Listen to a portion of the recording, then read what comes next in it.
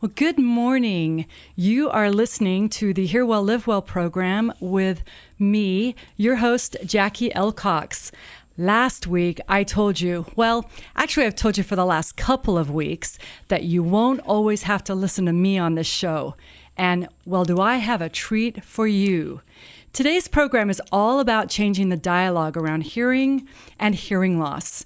And to help me with this conversation, I have invited, I'm so excited about this. I have invited our very first guest to the Hear Well, Live Well show, Susan Elcox. But before I bring her on, I want to tell you a little bit about who she is and why I feel this topic is so important. So Susan has a long history working in the marketing field and developing programs with and for big companies, even companies like HP, Hewlett-Packard. Over the last few years, though, Susan has developed a real passion for helping people improve the quality of their lives, especially as they age.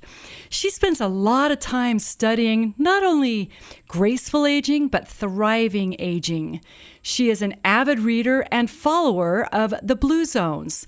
So the Blue Zones are those areas in the world that I have told you about where people routinely live past 100 years old. And not only do they live well into their hundreds, but they are living it with great health and great happiness. They're engaged in their communities and with their families, and they are physically doing great too. So her goal is to help as many people as she can live their best lives. That is just so important to her, and it is what she is passionate about. We are so fortunate that Susan is the Director of Business Development at Treasure Valley Hearing. She provides such an amazingly important service to our company and to our community. Susan has lots on her plate. Not only does she head up the task of developing programs to deliver vital information to the medical facilities in our valley, the doctor's offices and other healthcare workers, helping them to understand the social and personal impact of hearing loss. But she also is the face of our community outreach programs at Treasure Valley Hearing. And she is working hard to change the way people think about hearing healthcare and how important it is to be hearing our best. You may remember that I mentioned to you over the last couple of weeks that most people wait 7 to 10 years or even longer to do something about their hearing loss, and that there are some serious consequences to waiting that long. Well, like I said, Susan is working really hard to change that, to change the way we all approach hearing healthcare and the importance of treating a hearing loss sooner rather than later. And she is actually gaining some ground. And one of the really fun ways that she is doing that is by going bananas. Yep, going bananas. And I asked Susan to join me here today so that she can share more about this really fun campaign that she has going on. So here we go. Susan, welcome to the Hear Well, Live Well program. Okay, I'm so excited. You are our very first guest on this show, and I am so happy that you are here. Hi, Jackie. Thanks so much. Okay, I am just so thrilled about today. Going bananas. Okay, so that is all part of the campaign for better hearing that you spend a lot of time with, right? Yeah, it sure is. Okay, so awesome. Can you give us a taste? Tell us what that campaign is all about. Sure. The Campaign for Better Hearing is a national program that I tag onto for our clinics. Its purpose is to bring awareness to the general public about the prevalence of hearing loss in America today and to educate them about how important it is to catch it early and treat it early. We want to create a movement within our business and within our local community, and this campaign is a great way to do that. Yeah, I love this. So you manage this program, this campaign across the entire Treasure Valley, right? Sure, yeah, I do.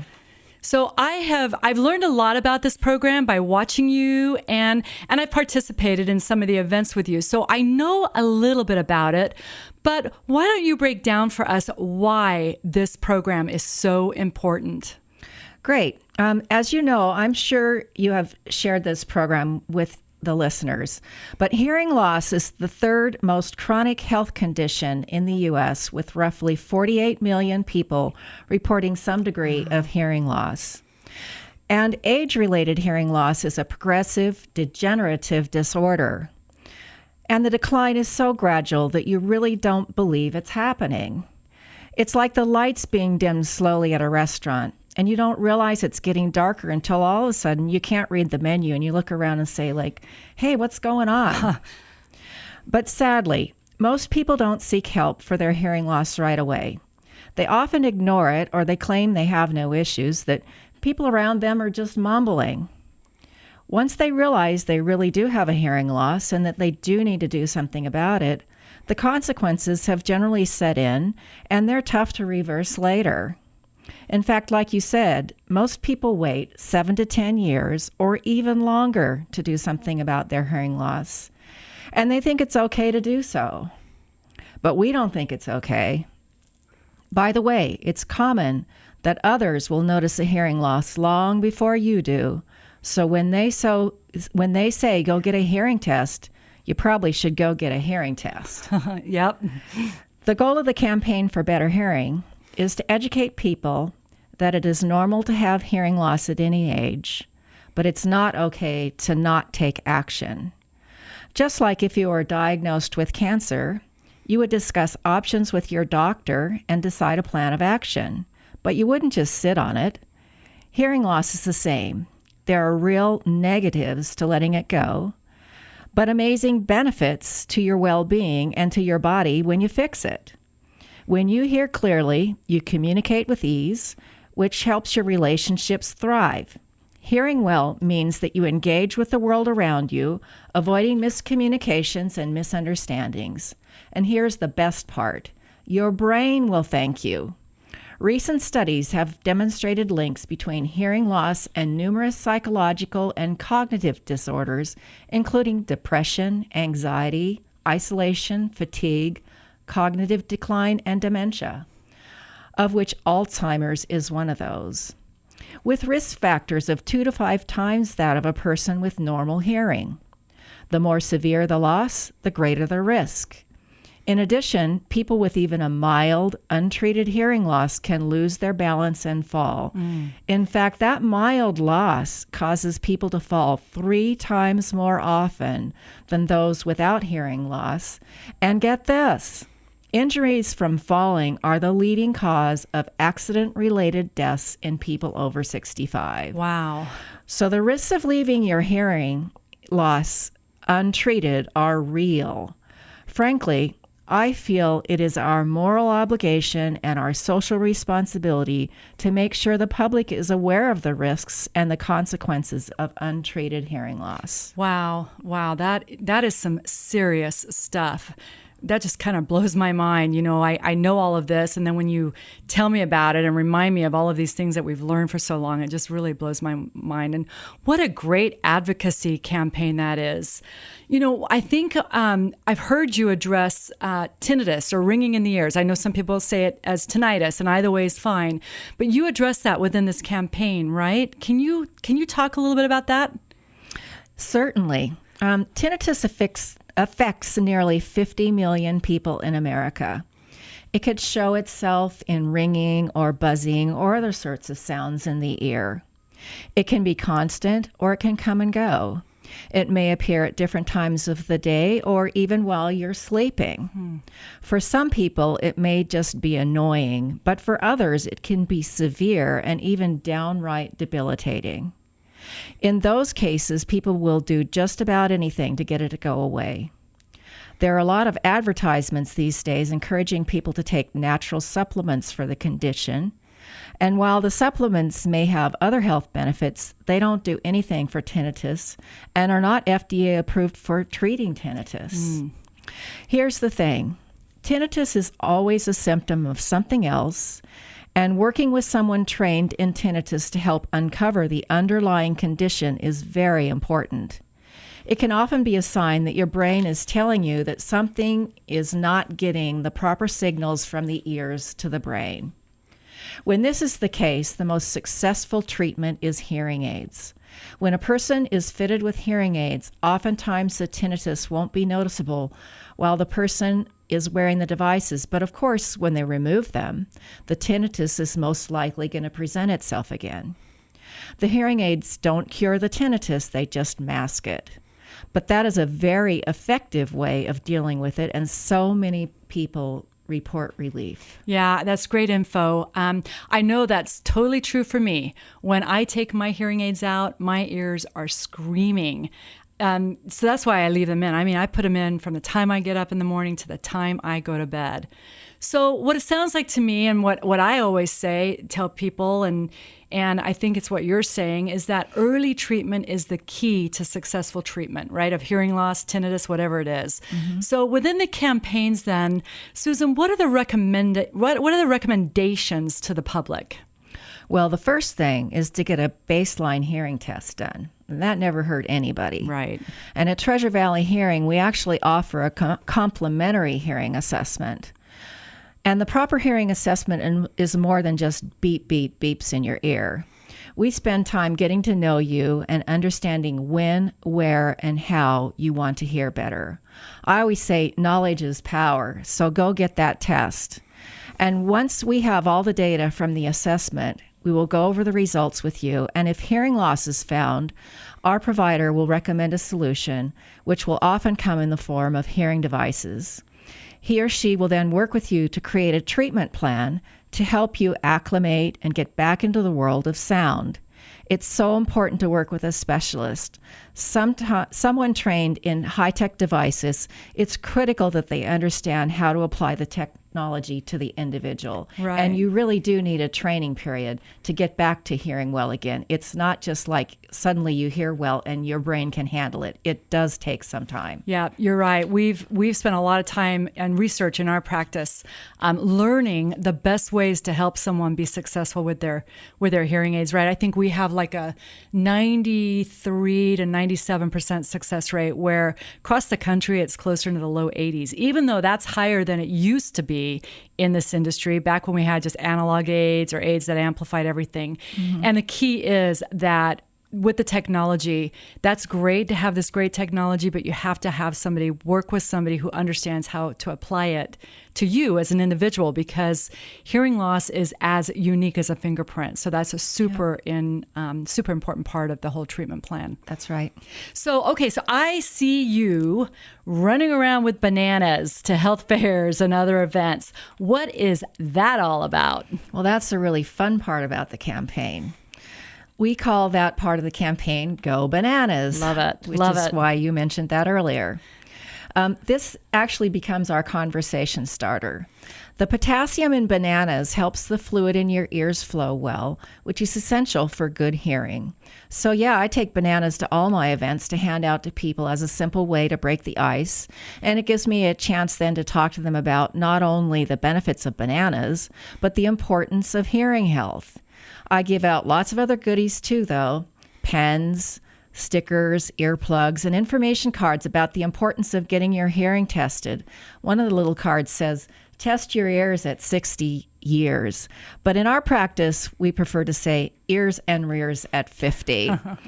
Testing, it gets confusing because we interchange those terms all the time in our practice. Test your ears at 60, but like Susan said, ears and rears at 50.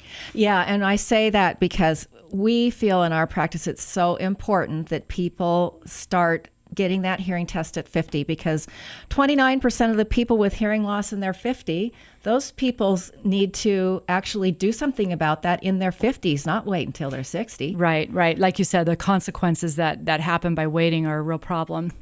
So ears and rears at 50. Yep, that's something that we say in all of our clinics. And I've shared that here as well before. Have your hearing. Okay, what does it mean? Have your hearing tested by 50. And of course, get your colon cancer screening done as well. You might not think that's real funny, the ears and rears at 50, but we do. So, okay, Susan, I want to jump back to what you were talking about, hearing loss and dementia, because I think that is just so important. You said that people with hearing loss are 2 to 5 times more likely to develop dementia than someone with normal hearing. Is that right? That is absolutely right. And the Lancet report tells us that 35% of dementia cases are preventable, and that hearing loss is the number one most modifiable factor. And boy, this is my favorite part of the whole campaign, because I definitely want people to know about this so it doesn't happen to them. Dementia is a terrible disease. Boy, it is. It's a memory-robbing, horrible, horrible thing to watch if you've ever had a loved one go through it, or if you're suffering with it at all yourself. And the idea that 35% of dementia cases are preventable and that a hearing loss is the number one most modifiable risk factor, that, like you said, find it early and treat it early. Those are alarming statistics for sure. So if somebody wanted to get a hold of us or learn more about the connection between hearing loss and dementia, what should they do? They can go to our website, treasurevalleyhearing.com, and there they can submit a request for an appointment right online. They don't have to call us if they don't want to. But if they prefer to phone, they can call either the numbers on the purple band at the top of the website, or they can call us at 208-629-3667. And if they use that number, we'll know that you heard about us on the show. Okay, sounds great. Okay, so I think also if they go to our website, they can download a free report on hearing loss and dementia, right? That's absolutely right. Yeah, there's when you go to the very front page of our website, there should be a link right there you can click on, and you can download it right to your computer. And it really goes into more detail about what we've been talking about here today. Mm-hmm. So, okay, and then what you were saying was they could go to the website if they want to book a free baseline test or assessment. They can do that. Awesome. Correct. Oh, I just remembered something that I needed to ask you about that I had written it down so I wouldn't forget, and I still almost forgot. Mm-hmm.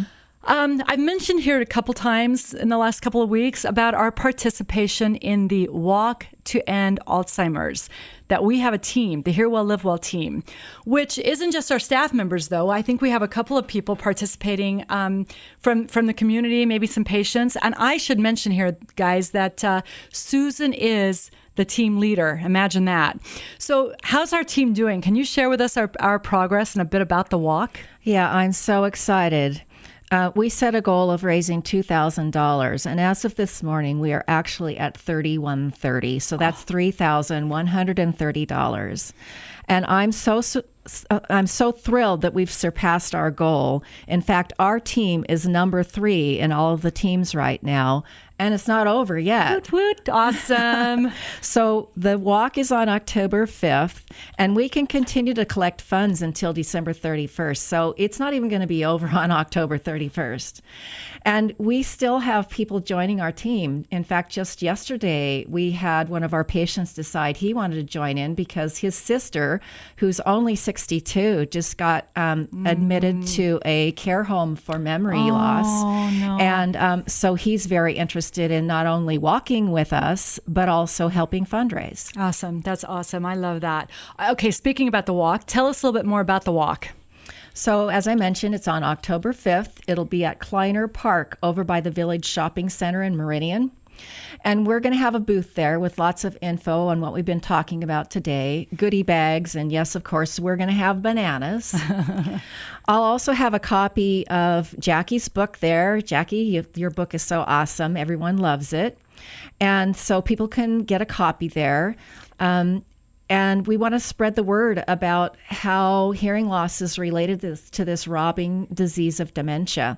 So we'll be there, and then once there's like an hour worth of booth time, and then they have an opening ceremony, and where they talk about what the Alzheimer's Association does for the disease. We all get to plant little flowers in the flower garden, and then we'll all be walking together. So if there's anyone out there that still wants to join us, I would love to have you. Right. So I think they can go to our website and learn more about that, right? And Yep. There's a banner on the homepage of our website. Just click that. It's going to take you right to our team page. Awesome. I love that. It's just really great, great work. And just fantastic. It's so fun to see you and your team when you're doing your events too, wearing your t-shirts that say, "Go Bananas." Yeah. Okay, well, there you go. How fun was that? We cannot stress enough that hearing care is health care, and we need to learn to treat it this way. We can't just put it off. We've got to start taking care of our ears, just like we take care of our eyes and our teeth. Oh, well, okay. Would you wait until your teeth were rotting before you go and see the dentist? I mean, I wouldn't. Most people wouldn't. I guess somebody would. But it's about preventative care. I'm betting you believe in preventative care for your teeth, too. So we have to do the same thing for our ears. And the more we learn about the importance of preventative care, our ears are no different. You know, I can understand how we might have let our hearing loss get to a certain point before we treated it back in the day, because we did think it was just an inconvenience then. But I'm hoping that we are all realizing treating a hearing loss is urgent. And it's not just something to set aside. Hey, I've said it before and I'll say it again. No one ever got upset being told that they have normal hearing. So what is the harm in getting a quick baseline hearing test? Oh, and if you come into Treasure Valley Hearing, like we said, it doesn't cost you anything, and we'll send the results to your GP for you. So he or she has them for your medical file there. So get your appointment booked. As Susan said, go to our website at treasurevalleyhearing.com and you can request an appointment. Oh, and by the way, I forgot to mention that there is somebody on our website that you can chat with 24/7. They can answer your questions. They can direct you to the right provider, and whichever one of our 3 clinics is best for you. Or, call our scheduling desk at 208-629-3667 to schedule your baseline hearing test. Thanks again, Susan, for coming in today and for being our very first guest. Great info, and keep up that good work. Thanks for having me. So what will we be talking about next week? Well, next week will be our last week really talking about dementia and Alzheimer's, because if you remember, I had said that we would probably have a theme every month. Pick a different theme related around health, and we'll have some guest speakers here with us talking about tips and tricks and things that you can learn to do to make yourself more healthy. And let's see. Where was I even going with that? I got a little bit lost there. Oh, talking about next week. And will be our last week really talking about dementia and Alzheimer's. And I think what will be important is we've been talking about coming in for this baseline hearing test and this consultation and assessment. I think it would be important for me to talk to you about what's going to happen when you come in for that hearing test. What does that look like? And then if you do need hearing aids, and a lot of people don't, right? It's 90% of the population does not need any help with their hearing. But for the ones that do, if we recommend a treatment plan for you, what does a hearing treatment plan consist of? So if you've been thinking about getting a hearing test, you'll want to tune in next week for sure. And I'll go over that with you and kind of explain to you what you can expect. And that will really help you kind of take away any fear of coming in for that test. It's totally painless. There's nothing going to hurt you. The only thing that sometimes hurts is that we have to admit that we might actually have a little issue going on with our ears, but that's no big deal today either. Okay, so our time is coming to an end, and I really want to thank you again for joining me today and taking the time to learn about the National Campaign for Better Hearing. And I want to thank Susan again for coming in and sharing all of that great info with us and about the walk that we're doing to help end Alzheimer's. We've got to do something. You know, every 3 to 4 seconds, somebody's diagnosed with this horrible disease, dementia, and it's going to take all of us to get together and see what we can do to get rid of this thing, find some way, because right now there's absolutely no cure, no medication, nothing that can cure dementia. So we need to keep looking for ways. And what an awesome program, that National Campaign for Better Hearing. And remember, ears and rears at 50. And I'll see you back here next week, same time, same place. And go bananas.